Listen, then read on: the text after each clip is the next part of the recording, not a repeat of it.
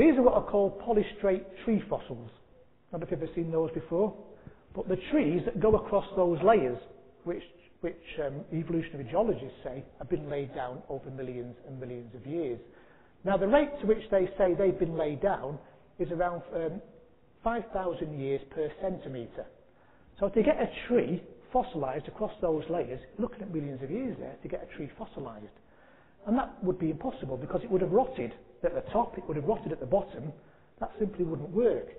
To get polystrate tree fossils, it had to have been an instant event. And we saw exactly the same phenomenon when Mount St. Helens blew up. We saw in that kind of volcanic rush and so forth in the lake and polystrate tree fossils like that were in the water, they become water laden, the branches are ripped off, the roots are ripped off, the bottom is heavier than the top, they become water laden and they're bobbing underneath the water, exactly like that. So that's kind of frozen it in time, polystrate tree fossils.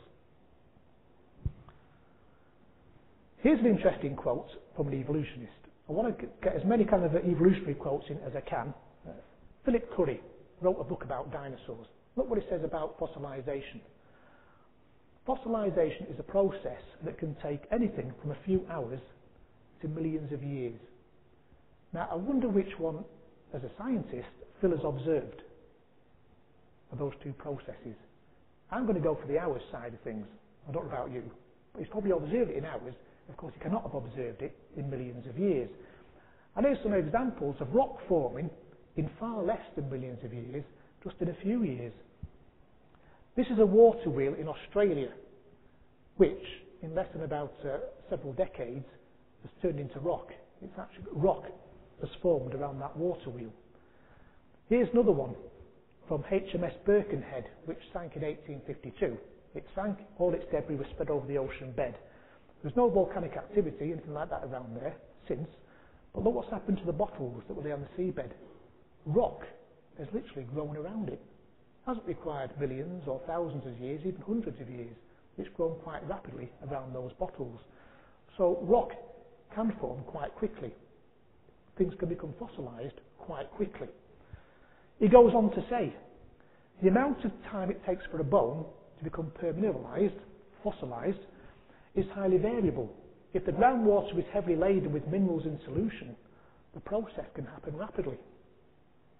Interesting. Sounds very much that ties in with a kind of global flood model to me. So, interesting quote.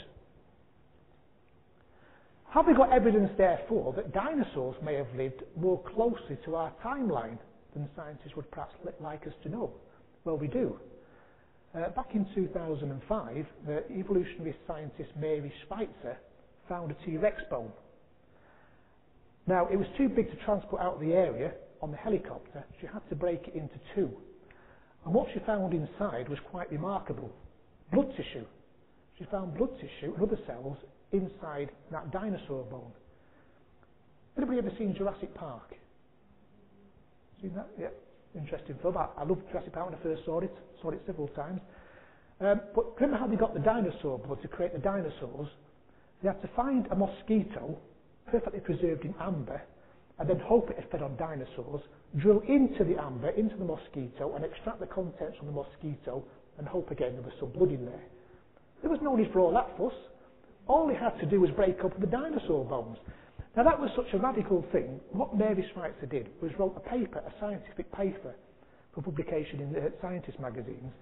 And what scientists tend to do when they write a paper, they send it out for what's called peer review, where other scientists in their field will comment on it before it gets published. And she met a barrage of negative comments. And here's one of them. Here's what she says. I had one reviewer tell me he didn't care what the data said. He knew what I was finding wasn't possible, says Schweitzer. I wrote back and said, well, what data would convince you? And he said, none. Which is interesting. Well, what's all the fuss about? Why get all that angry reaction from the scientific world? Because, here it is, that dinosaur had not finished decomposing. Wasn't trapped in ice.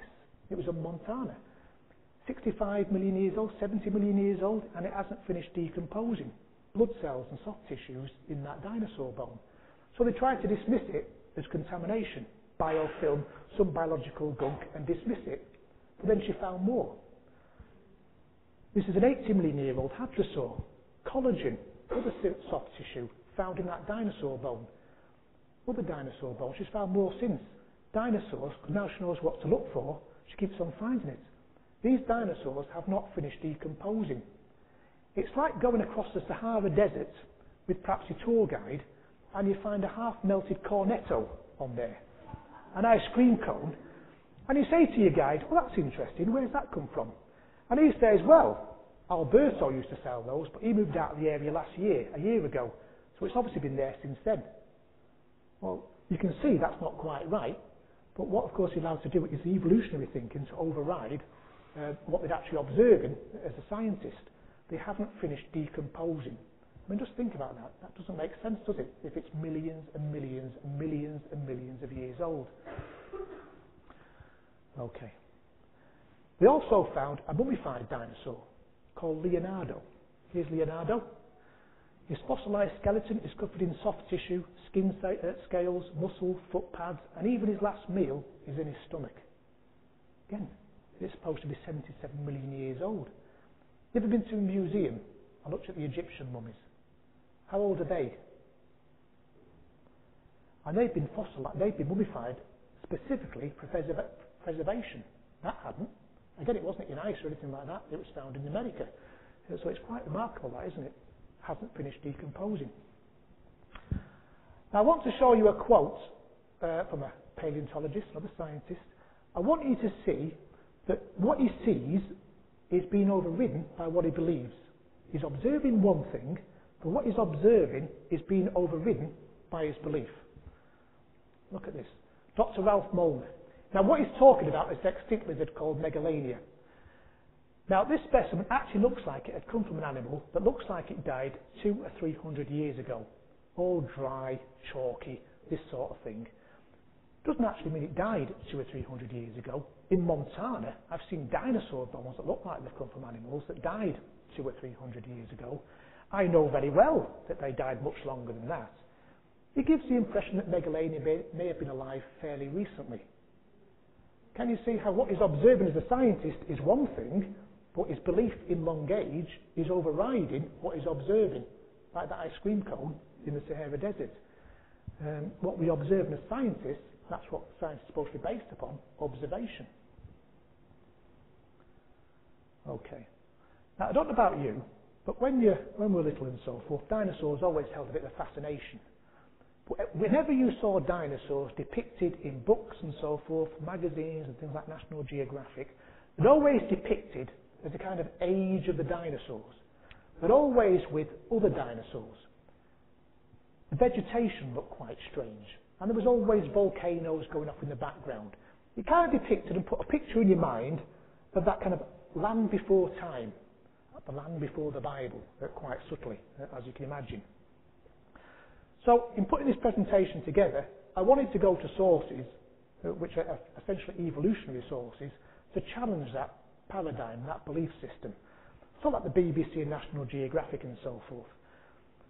Now, the first one I came across to kind of challenge that viewpoint, that only dinosaurs live with other dinosaurs and so forth, was this interesting article. Cretaceous duck ruffles scientists' feathers, ruffles feathers. Why would a Cretaceous duck ruffle the feathers of scientists? Well, this is because this duck is supposed to be 70 million years old. Well, that means, by the scientists' own words, that T-Rex and dinosaurs lived together. Not the kind of impression we tend to have when we go to a museum, ducks and dinosaurs living together. Hence, ruffle scientific feathers. And then I came across this one, and at first I thought it was referring to this article, but it's not. Dinosaur-era birds surprisingly duck-like, fossils suggest. This is about 110 million-year-old duck, according to their evolutionary paradigm, which is amazing. But I want you to look at the last paragraph on there. Because the bones were buried gently and slowly in mud, many of them remain uncrushed. Soft tissues were also preserved, including flight feathers and webbing, etc. You don't get all that detail by slowly and gentle preservation. It has to take something instant to fossilise that kind of level of detail, as we talked about before. But I love the next bit. This is following on from this article. This is, we've got Gerald Harris, Director of Paleontology. Almost a duck. It may have looked like a duck and acted like a duck, but Gansas was no duck. Well, hang on a minute. To my mind, that's a bit simple. If it acts like a duck, walks like a duck, and quacks like a duck, what is it? It's a duck, isn't it? Or is it just me? Now, they've called it Gansas rather than a duck because Gansas is a Latin name and it makes it appear older because Latin's an old thing, isn't it? It makes it sound more academic. But ultimately, it's got to be a duck, hasn't it? It's a duck. Then I found this one, which is equally amusing, I think, as well. Ancient gliding beast changes mammal history. Well, there's a terrifying beast, isn't it? That's the kind of thing you want to meet walking back home after a session like this, is it? Walking through the woods. Ancient gliding beast changes mammal history. Thank goodness they don't live today. Do you know what it is? Yeah. Oh, it's the flying squirrel, isn't it? A 125 million year old flying squirrel. So now we've got the ducks and squirrels living together with T-Rex and so forth. Not the kind of impression that we tend to have in our mind, as you can imagine. Flying squirrel. Then I found this one. Duck-billed platypus. Also living with the dinosaurs. This time 120 million year old platypus found. They said it's got the electrosensors running along the edge of the bill like a modern day platypus. That's probably because it is a modern day platypus, as you can imagine. So now I've got the platypus, the squirrels, and what was the first one I mentioned? The ducks living together with the dinosaurs. Then I found this one. Easter surprise. World oldest rabbit's bones found. Now this refers to a 53 million year old rabbit, but the fellow who found it actually said, I wouldn't be surprised if I found an 80 million year old rabbit bones in the field. So now we've got perhaps rabbits living with the dinosaurs and so forth, amazingly. Then there was this one.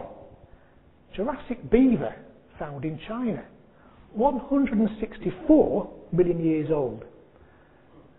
So now we've got beavers, rabbits, squirrels and ducks living with the dinosaurs. That's not the kind of thing we had in our mind's eye before the start of the session. Then, to make matters worse for the evolutionists, we've also found evidence of mammals eating the dinosaurs. Not the kind of thing we're told, because we're often told that dinosaurs evolved into birds and so forth, but here's mammals actually eating dinosaurs. So, 130 million year old Repenomamus robustus, that's the official name for it, eating a young Acidocosaurus in its stomach. That's what's found in its stomach. Well, that's interesting. This Repenomamus robustus actually looks quite a lot to me like a 130 million year old honey badger. Honey badgers, if you're not familiar with those, are fearless creatures. They'll happily eat snakes, cobras while they're alive and so forth. They're pretty much impervious to the attacks of all things, like scorpions and so forth. They'll happily chomp on them. But, yeah, honey badger. So it's amazing, isn't it, what you can find when you just trawl around on the internet for a few hours. And that took me an afternoon, several months ago, to find those bits of evidence. And only a few minutes to share with you. But has that changed your mind's eye about what prehistoric times look like? Did you really imagine the roar of T-Rex and quack, quack, quack, quack, quack as a flock of ducks took off in the background? That was not quite my viewpoint when I was young about the actual world of the dinosaurs. Here's another quote from another paleontologist for you regarding that. Dr. Donald Burge. We find mammals in almost all of our dinosaur dig sites. These were not noticed years ago. We have about 20,000 pounds of bentonite clay that has mammal fossils that we're trying to give away to some researcher. It's not that they're not important, it's just that you only live once, and I specialise in something other than mammals. I specialise in reptiles and dinosaurs. You don't find what you're not looking for, do you, really? Amazing.